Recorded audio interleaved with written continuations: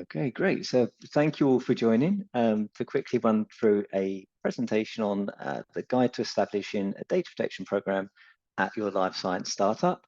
I will say this session is to focus specifically on things to consider as you're implementing a data protection program, how to be compliant with the data protection laws and requirements, and how to consider the risk and make sure that the approach is proportional to the size of your company.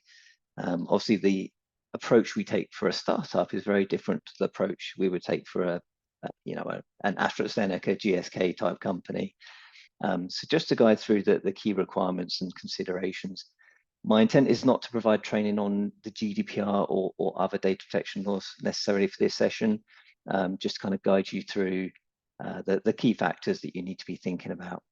Having said that, as a small group of people listening in today, so I'm very happy to answer any questions you may have.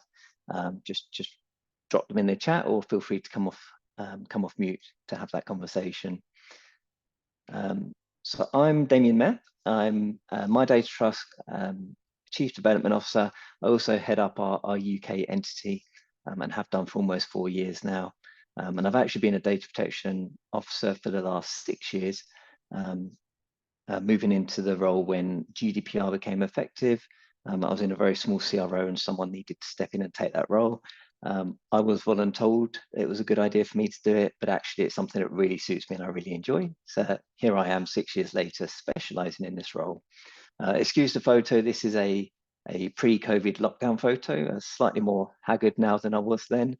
But I've been working in the life science space for almost 20 years, just shy of 20 years, in clinical research across different roles at sites, at CROs, in various different functions from clinical to data management to business development, different levels of seniority within these different spaces.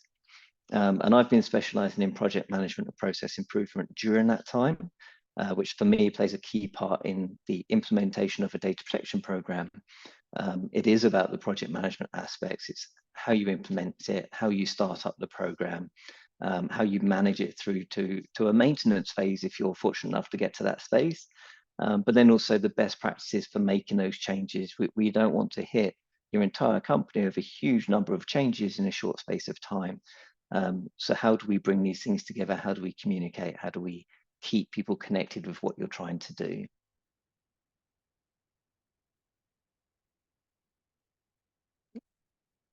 There we go. So there's, I've cheated a little bit because you'll see there's some ands in these boxes, but there's really 7 key obligations, specifically under EU GDPR and UK GDPR. Obviously, if you're looking at other data protection laws, there may be some tweaks and adjustments to these, but considering we're in the UK, presenting to the UK audience, let's focus on EU and UK legislation. I'll refer to GDPR repeatedly throughout this presentation. I'm speaking about both the EU and the UK GDPR at this point. The UK data protection laws may change in the next 12 to 18 months. It's an ongoing debate and development process, but for the moment, it's essentially the same as the EU GDPR with some very minor nuances. So the 7 key obligations you can see on the screen, the first is the DPO and DPR, so Data Protection Officer, Data Protection Representative, and I'll explain what they are in the next couple of slides. Then we have to consider subject inquiries or data subject inquiries. How do you ensure data subjects know their rights, have their rights, and can enforce their rights? And what do you do if they ask you to do that? Then we'll consider the records of data processing activities, and also privacy by design, which links very nicely into that section. The records of processing activities are a mandatory set of documents under EU GDPR and the current UK GDPR. That may change with the proposed UK changes, but I'll cover that more a little bit later. Then we need to consider our vendors and the data processing agreements or other contracts that you may need in place with them. Then we have the DPIA or Data Protection Impact Assessment. Again, this is a mandatory assessment if it's a high-risk processing activity. And again, on a few slides, I'll talk through that in more detail. Then we need to consider security, so not just IT security, but also physical security of any data. So for those of you that still use paper documents, physical security obviously becomes much more important. But then we also need to think about data transfers. And data transfers doesn't actually have to mean that the data moves from one location to another. It can simply be viewed from another location, and that can be considered a data transfer. So I'll talk through that in a little bit more detail on these slides as well. And then finally, but potentially one of the biggest obligations, obviously, is data breaches. Recognizing a data breach, addressing a data breach, reporting it if necessary. So normally when I'm doing training sessions with various clients, there's two things that I really want them to take away from the training, and that's data subject requests and data breach. What are they? When do they occur? How do they recognize them? How do they address them? What is the process for working through these types of things? As a DPO, these are the things that give me nightmares. The rest of it I can develop on an ongoing basis. But data subject requests and data breaches, I need to know straight away, I need to action immediately. And it's not just me, it's a team of people. So it's really important that people focus on those two. But in terms of a privacy program, we need all 7 obligations.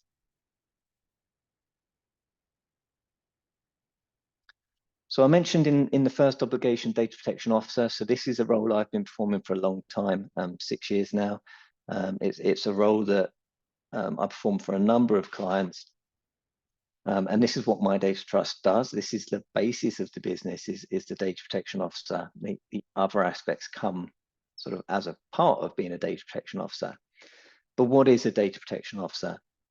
So first of all, we have to be independent. So if you see someone in the company assigned as a data protection officer, but they're also responsible for marketing or legal, or some of the, I see it often is captured within the clinical research department of larger companies, then they're not independent. There is a conflict of interest there.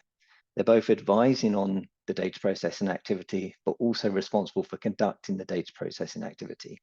So your DPO should be independent.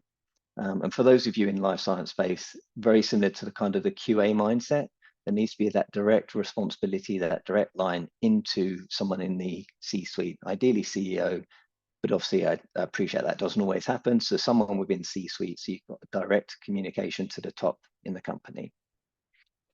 But the data protection officer is an informer and advisor. So the DPO is not responsible for the data protection compliance. They can only inform and advise. And by this, I mean, if I advise a certain route, a certain action, I'm not holding the gun to anyone's head saying they must do it. I'm saying, based on my experience, this is the best route to go, considering the situation, considering the risks, considering where you are. You can still make that decision not to go down that route. The only thing I would say is make sure you document that. So it's clear this was the advice given, this is the rationale, the reason why we haven't followed it. And potentially this is the alternative route we've taken. We found a different workaround. But the DPO will only inform and advise. They won't force things through. They won't be responsible for that compliance. The DPO will monitor compliance. So that's compliance with your own internal SOPs and policies, as well as compliance with relevant data protection laws. They will advise on data protection impact assessments, and I'll come to these again in more detail later. It was one of our other key obligations. In all honesty, I typically, when working with clients, will gather all the information from them and then produce the DPIA, the data protection impact assessment, and ask them to review it to make sure I've understood the processing correctly. It's one of the reasons why most of our DPOs come from the life science background rather than the legal background, because then we can understand the information. We know what a protocol is. We know what ICFs are. We can process that information, understand the project, and be able to document it for you. And we also cooperate with data protection authorities and also with the data subjects themselves. They can reach us directly. I mean, the last thing you want is, if you're running a study, having one of the clinical trial participants contact you and say, my name is X, my number is whatever, I'm on this study. Instantly, you've got a load of personal data you didn't need to have. And you've also unblinded yourselves. You now know who the individual is for that subject ID number. So on ICFs, for example, we would give our contact details and they can contact us.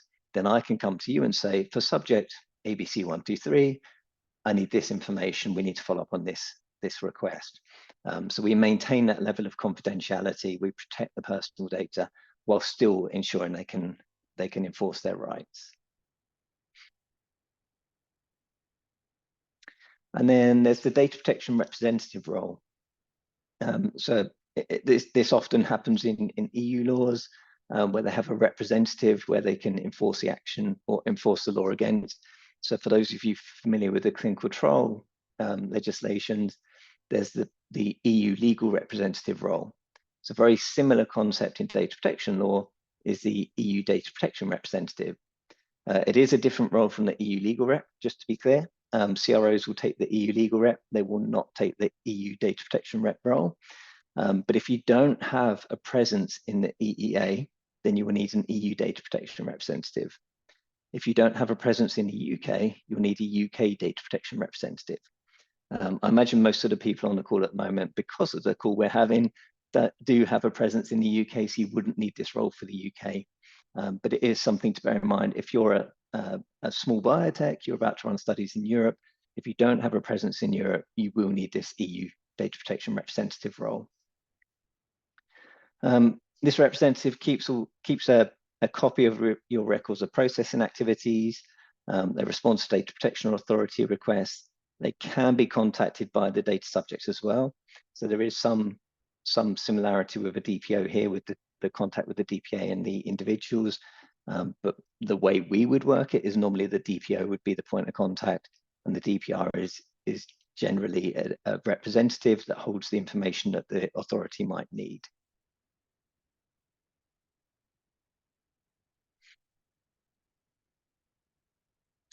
So the second obligation was around subject inquiries or data subject requests. You do have to enforce or allow data subjects to enforce certain rights under the GDPR. I won't run through all of them now, but they are listed in GDPR. And there are various caveats as to which ones apply when. So considering which legal basis is being used, that will affect which data subject rights apply. And considering the fact we're doing scientific research, that will also affect which rights are applicable or not. As I said at the start, my intent today is not to give training on all those different legal rights, but certainly that's something we can do in future. At the moment, it's just to be aware that they do have certain rights and that you do need to ensure they can enforce them. So if you receive a data subject request, you need to know what you're going to do with that request. So if you ideally, you would set up a process ahead of time so that anyone receiving a data subject request knows straight away what to do with it. And the reason this is important is you only have 30 days to respond to a data subject request. That might sound like a lot of time, but that subject request could come from a clinical trial patient, a member of site staff, could come from an employee. And typically, if you've got an employee that's requesting their data, let's say it's someone that worked for 20 years, that's suddenly a lot of data that you're trying to discover and reveal for them. So 30 days suddenly isn't such a long period of time. So ideally, it's key that people identify what a data subject request looks like and takes immediate action following an established process so that everyone just knows what to do and can work through the process. If a request is made, it does need to be managed free of charge. There are a couple of caveats to that, but as a general rule, it has to be free of charge.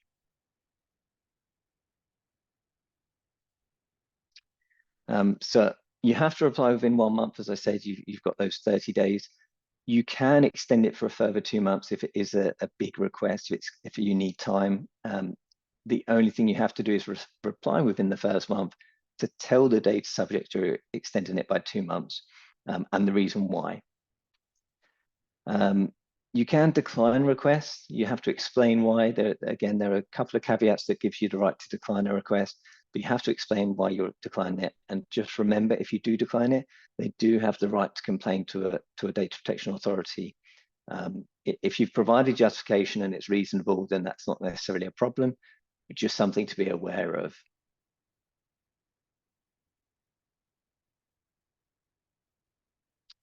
Okay, and we have the records of data processing activities. As I said, this is a mandatory set of records that any controller, any processor processing EU or UK data has to have this set of records. And it's a very comprehensive set of records. So each record is one processing activity. And to give some examples on the screen there, financial administration, R&D, clinical. So for example, if you're doing a clinical trial, you will actually have two records of processing activities, one record for the patients, for the clinical trial participants, and one record for site staff, because you're still processing their personal data. You've got their CVs, their contact details, their job titles, locations, etc. And you're processing it for a different reason to the reason that you're processing the patient's data. So each clinical trial will have two records in your records of processing activities. And even we've got the example human resources here, but realistically, there's going to be a record for recruitment, a record for employee management, a record for payroll, so that each activity has to be split out here. Interestingly, this may change in the UK. It's not confirmed yet. We are working through the changes to UK legislation. It's been an ongoing saga for a while now, and it looks like the current deadline is about to be extended. So we're not quite sure when this is going to come through at the moment, but it does release some of the requirement here.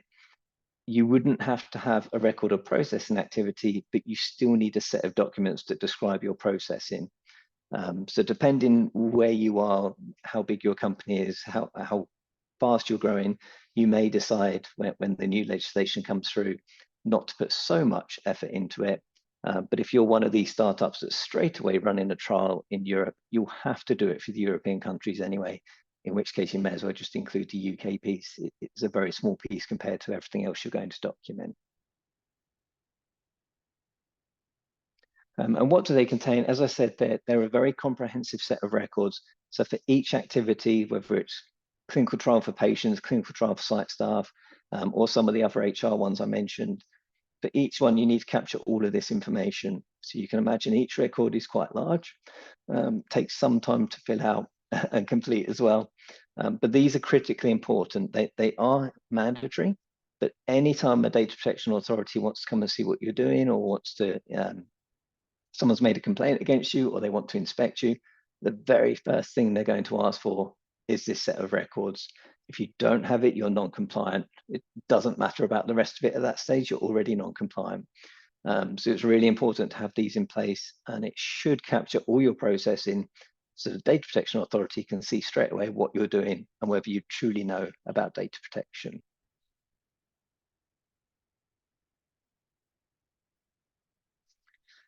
And then linked to the records, we also mentioned privacy by design in those initial 7 obligations. So really looking at technical and organizational measures. And this relates back to security as well, so IT security and physical security. So just making sure you've allocated responsibilities, going back to what I was saying about having the processes in place, and everyone knows who is responsible for doing what in that process. Actually implementing the procedures, so drafting them, making them effective, training people on them, making sure people know how to follow them. Design templates. So, but with privacy by design, you're trying to consider data protection prior to actually starting any processing. So at the start of any new process, any new system, you want to make sure you've put data protection considerations in place. So by designing templates, so even simple things like ICF language or contract language, if you have compliant language that you can pull and put into any of those situations, that's going to be more effective than trying to redraft it every single time you come across a contract or ICF. So you're planning ahead, you're designing your templates to ensure compliance. Ensuring security, we'll come back to this one because in 2 or 3 slides time, we'll talk a little bit more about IT security and physical security. And then clearly training staff is vitally important. If your staff don't recognize what a data subject request looks like, what a data breach is, then you're not going to be able to progress those 2 very important pieces. They're not going to recognize what personal data is.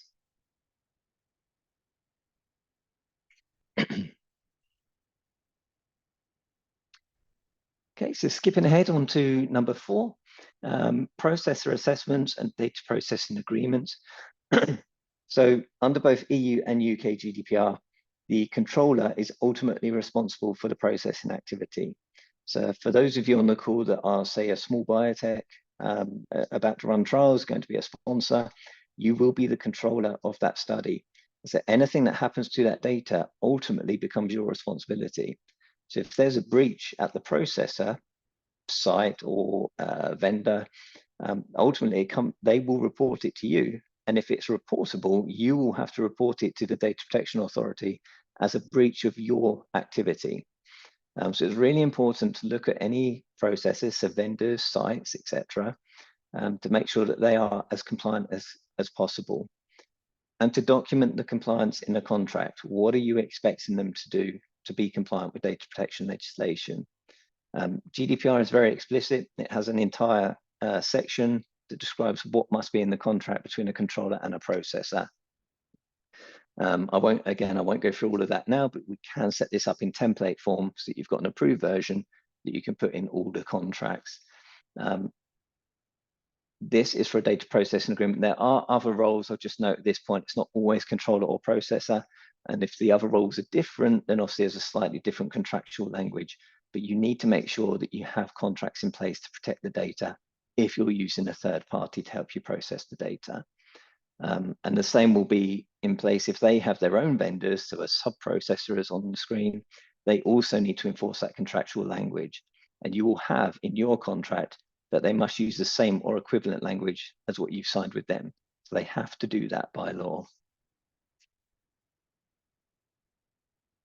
I will note in terms of vendor assessment, it depends on the risk level. If there are low risks, to say a lab for your clinical trial, they're going to have the subject ID and a little bit of data. I'm looking to put in place a contract to protect that data, maybe an initial set of questions just to check they're okay.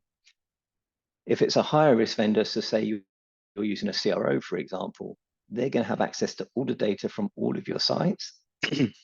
I would be doing a much deeper dive into their compliance, potentially even down to a data protection audit level, to really sit in, understand their processes, understand if they understand data protection.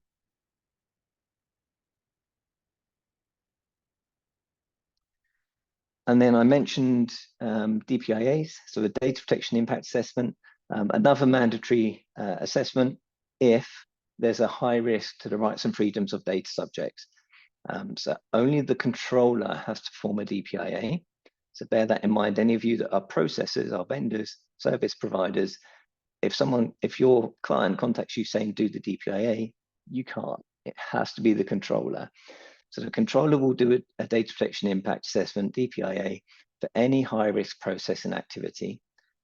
Typically, clinical trials will be considered high-risk processing activities because there's a lot of data, even if there's not a lot of data subjects, and it's sensitive data as well. So even phase 1 studies, I often get asked, is that really high risk? Low number of data subjects, low number of countries. It often does trigger the high risk part because of the sheer volume of data points you collect in a phase 1 study. So if you think at dosing time, you might do vital signs or bloods 5 minutes before, at dosing 5 minutes after, 10 minutes after, 15 minutes after. Very quickly, that becomes a lot of data you're processing. And so often we will need to do a DPIA for even a phase 1 study. Or you might have an ultra rare disease study. I ran a study a few years ago. We had seven countries, 7 sites, and managed to get 6 patients. It's high risk because it wouldn't be too difficult to track back and work out who the individuals are. It's such an ultra rare disease that there's only a handful of people globally that have it. So it'd be very easy to identify them, and then you've got their personal data. But whilst the controller is responsible for conducting the DPIA, the processor does have to give assistance. They do have to give input. So if you're a service provider, the controller will need to know what systems you're using. What are the security measures on those systems? How do you protect the data when other employees are working on it? Are they subject to confidentiality? There'll be lots of questions from the controller to really understand the processing on the processor side. So with a DPIA, you review and describe the processing activity. So typically we would take a clinical trial as the processing activity. We wouldn't try and break it down into the different sections. You need to assess the necessity and proportionality of that processing. So are you processing more data than you need to? Is there extra data there that isn't applicable? Could you perform the activity without having all that personal data? Do you really need to conduct a study? ensure the rights of data subjects. We talked about those, and you would detail what those rights are. Assess the risks and assess consequences, threat sources, and CAPAs. So there will be risks. What you're looking for is the mitigations you've already implemented. And there's a lot of things we do in clinical research where we've already mitigated. We already work to GCP. We already have certain restrictions in place. So using subject ID is a form of pseudonymization. It's still personal data. We can get into that later if you'd like to. It is still personal data under EU and UK data protection laws. But it is a step, it's a mitigation towards reducing the threat to the individual, because they can't just take that data and know who it is. They have to go somewhere else to get more information. But once you've worked through the consequences, worked through the threats, you look at, okay, what other actions should we take to protect the data and ensure the processing can go ahead? And the aim here, the reason you're conducting the DPIA is to move this from a high risk processing activity to a medium or ideally a low risk processing activity. So what mitigations have we put in place? Has that reduced the risk? What else can we reasonably put in place? Has that reduced the risk? And you want to bring it down to a risk level that is acceptable. It's low enough not to pose a high risk to the individuals. I'm talking about risk quite a lot. For those of you familiar with GCP, E6R2, it introduced a lot more of an emphasis on risk assessments and risk-based approaches. We take very much the same approach with data protection. So analyzing the risk, consider the size of your company, consider what you're trying to do, consider the data subjects. There's lots of different risk considerations to build into this assessment, and then decide what is an appropriate and proportional response in terms of the actions that you're going to implement. If you're a one-man startup company running a trial just in the Netherlands from the UK, as I have had with some clients in the past, it's not an accidental example, I'm probably not looking at you doing a weekly penetration testing of all your IT systems. It's one person, one username, one password. If you're a 2,000 person company across all areas of the globe, I'm probably putting in more robust IT security measures, because you've got various access points across the world. So there should be a proportional approach to the protections you're putting in place.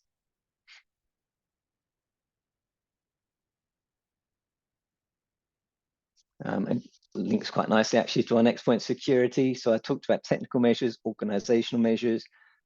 These can be IT security, they can be physical security, and there's some examples on the screen at the moment. We actually run data breach trainings every so often. And one of the things we talk to people about is phishing. You can see on the bottom left of the screen here, but generally emails from hackers that may try and get access to your systems, try and persuade you to click a link or a document. And everyone knows, everyone nods, I'm sure you're all doing it now. Yep, we wouldn't do that. But we send out an email a couple of days later from a fake email address with a link for people to click. And I guarantee you people click it, even though they've just sat through that training. And we're able to go back to the company and say, this many people have clicked that link. We need to do more than just the training session we've done. But it is interesting. I think we're all human. Human error is part of running a clinical trial, unfortunately. It seeps in, whether it's at the site or the CRO or the sponsor. So it's something we all have to be aware of. We put in place these security measures. They're only as good as the people sitting behind them. So again, it has to be proportional to you, to your company, to the processing you're doing. But we would work through and try and identify what are reasonable ways to protect the data. Locking your office door at the end of the day, for example, from a very, very basic, simple point of view. Having access management in place in your system, so usernames and passwords, it's not a fail-safe, but it gives you an extra step, an extra mitigation to reduce that risk.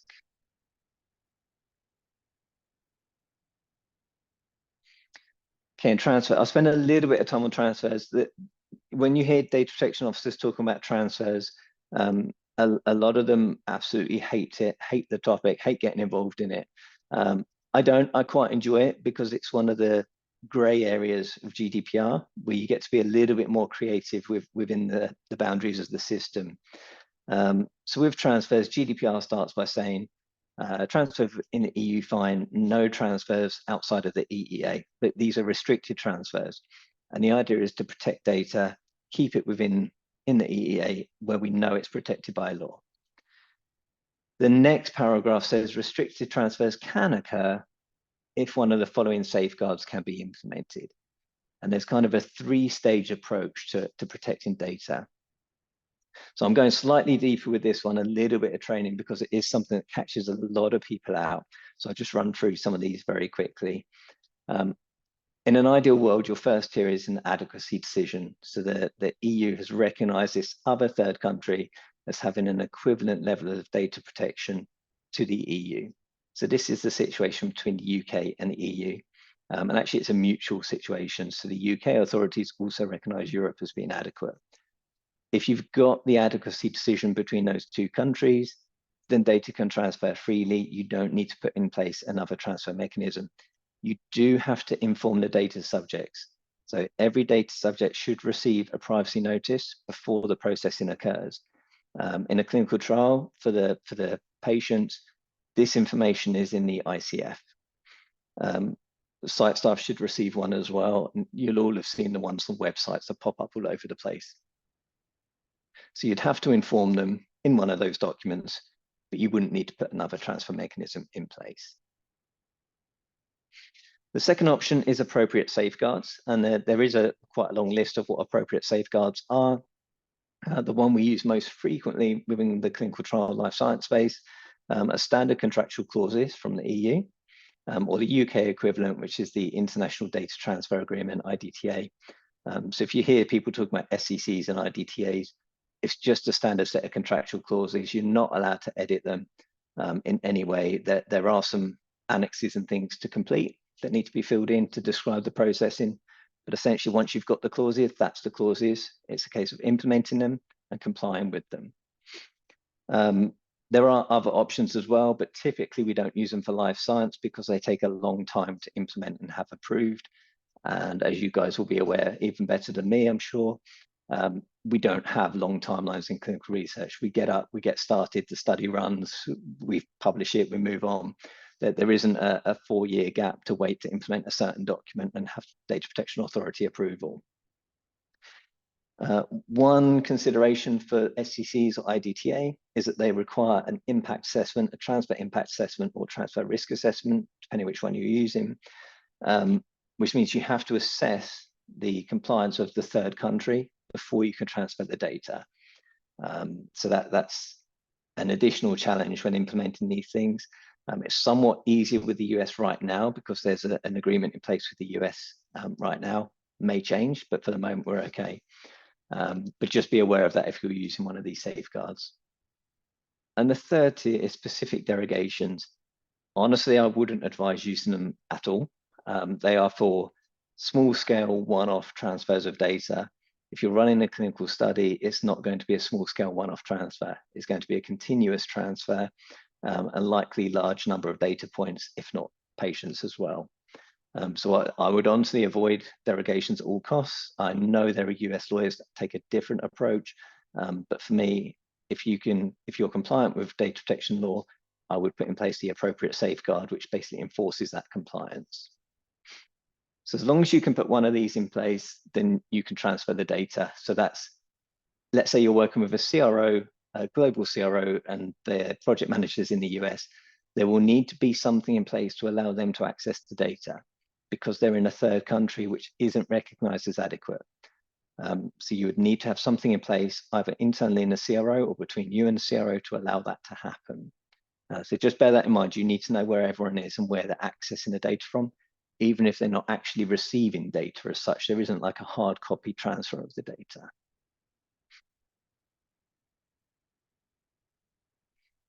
Okay, and then I'm on to our last obligation. I will give you all lots of time for questions at the end, but I touched on data breach. Data breaches are critical for me. Think of data breach as an impact on confidentiality, integrity, or availability of the data. It's the easiest way I can describe it, and it links very much to the GCP approach as well in terms of integrity, availability, and confidentiality. if the data breach poses a risk to the data subjects, you have to report it to the Data Protection Authority. And you only have 72 hours to do this from the moment you become aware of it. So if we become aware of a data breach at 5:30 on a Friday evening, we are working the weekend to get that reporting to the Data Protection Authority.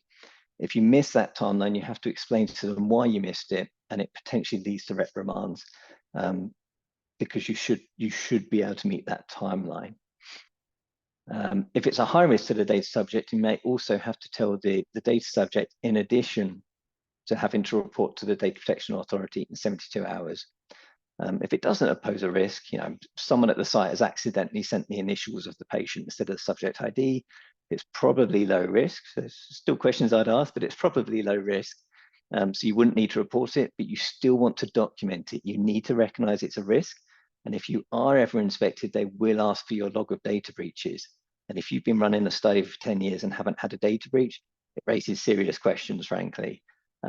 So we need to document every breach, even if it's not reportable. This is why, for me, it's important when I'm doing the trainings that people know what a data breach is. They recognize the data breach, that they know they need to report it. And it's why it's important to have a process in place so that as a data breach happens, everyone straight away knows what the process is, can line up and get this thing done. If you receive a data breach and no one knows what's going on, the DPO eventually receives it a day later. You don't have a lot of time to action it. You don't know who needs to be involved. So it's easier to think ahead, get the process in place, and then you can follow it moving forwards. It's not a big ask. It's not a big cost. It's one of these things, it's proportional. It will save you effort in the future.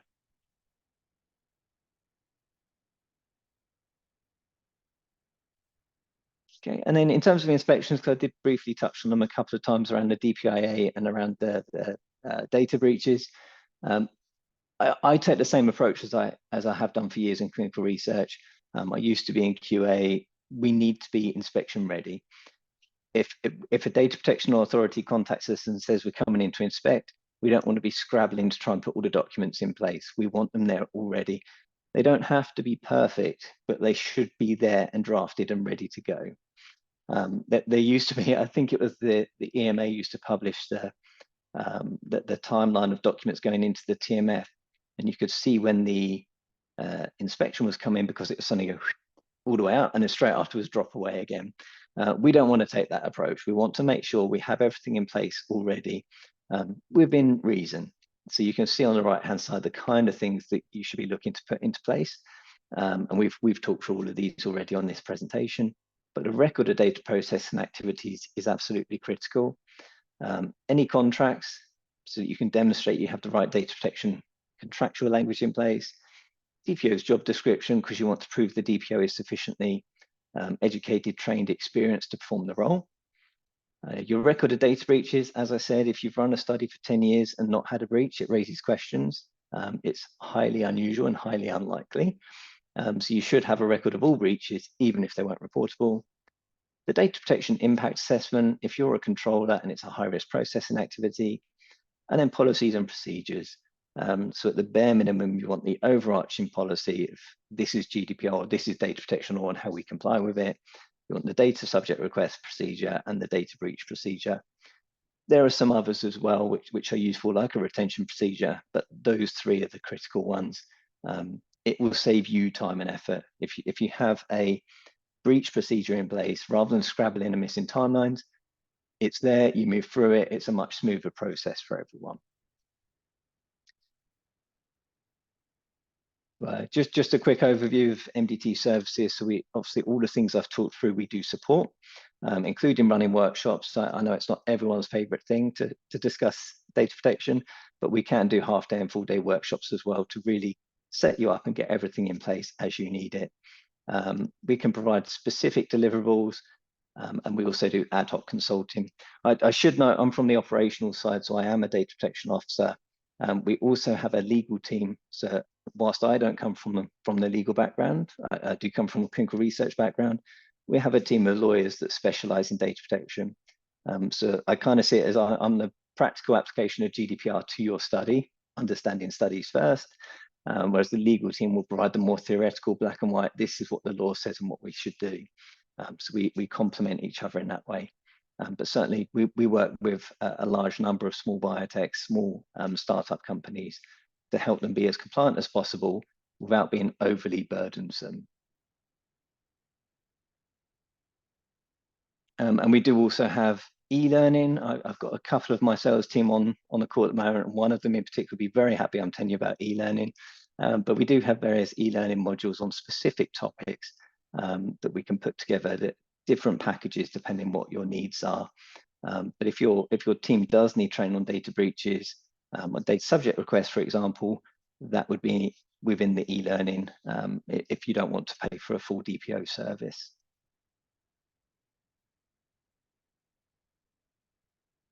Okay, so I think we have about 15 minutes left. Are there any questions I can answer for anyone?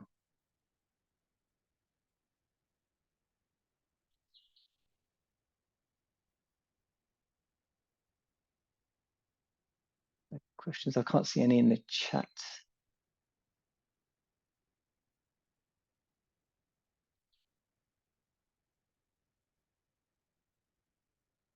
I do see a hand up. I'm not sure if you're able to come off mute to ask the question.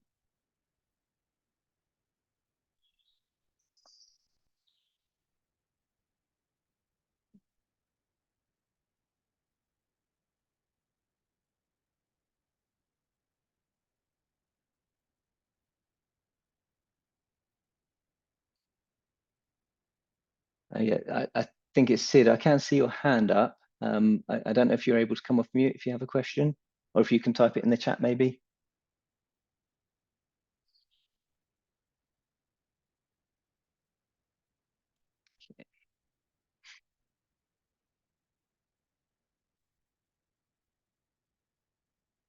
Okay, no problem. We'll just wait 1 second. Sid's going to type a question. Bear with me, everyone.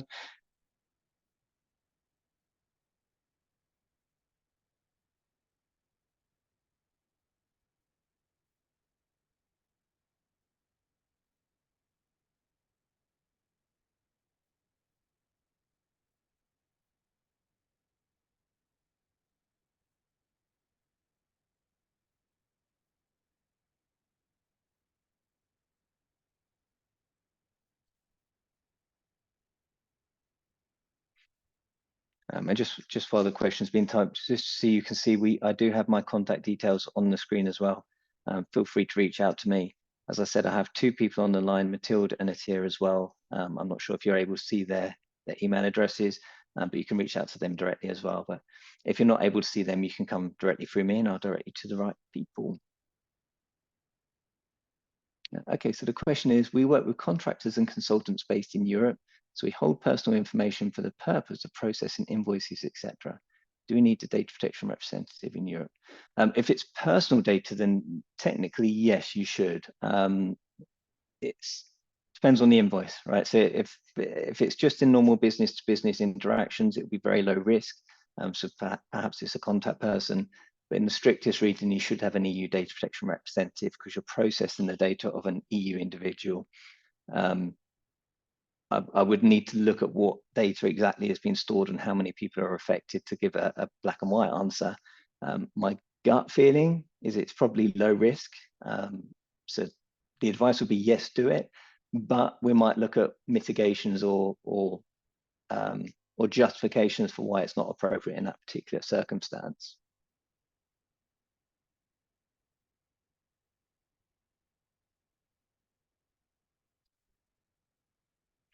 Yeah, and it's interesting you used the term personal information there. So under EU and UK law, we use personal data. Really pernickety point, but I'm a data protection officer. Things like personal information or personally identifiable information is actually the US term, so it falls under HIPAA. So we do have, there are some differences. The US is not as strict with their data protection, data privacy requirements as under EU and UK GDPR. So be careful with the terms you're using. Again, I know it's a pernickety point, but if you're, for example, doing a website privacy notice and you use the term PII or personal information, it does raise questions as to level of understanding of the EU and UK requirements. It's one of the things that DPOs will pick out as they go through websites. I've had some of my clients where I haven't seen their privacy notice, but they receive a question from one of their potential clients saying, you've used this term, do you know you're functioning under EU GDPR? So just sometimes the wording does have an impact. Yeah, so follow-up question, we treat the individuals on a par with our employees, so they get annual leave rights and equity options. So more than just invoicing, and therefore you have personal information, date of birth, address, passport, Yeah, so for me, this is, it crosses the threshold. I find it hard to justify this would be low risk. So I would go with the strict technical requirement that you need an EU DPR for processing this kind of data. Date of birth, address, passport, etc. It's a lot of personal data about that individual.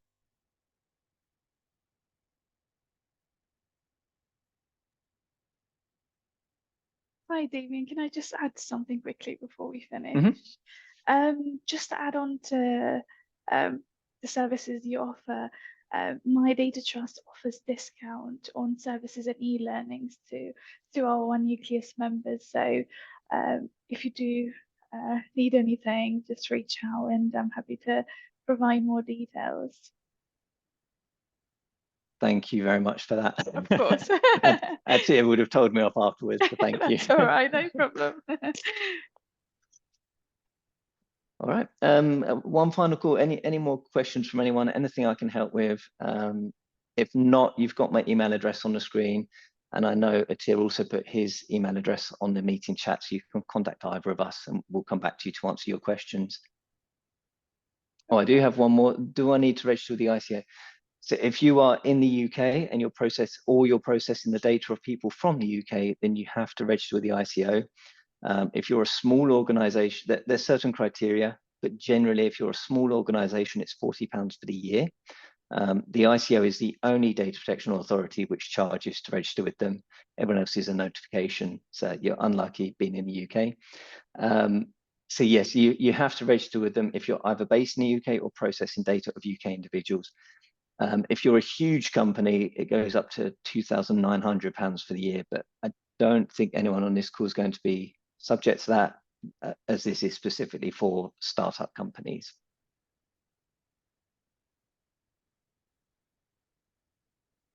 All right, no problem. Okay, as I said, any other questions, feel free to contact us directly. I hope it's been a useful session for everyone. As I said, not designed to be a training on GDPR, just to focus on things you need to consider when implementing your project. But thank you all very much for listening to me. It's been good fun talking to you all, and I hope to speak to you again soon. Thank you very much. Thanks everyone for joining.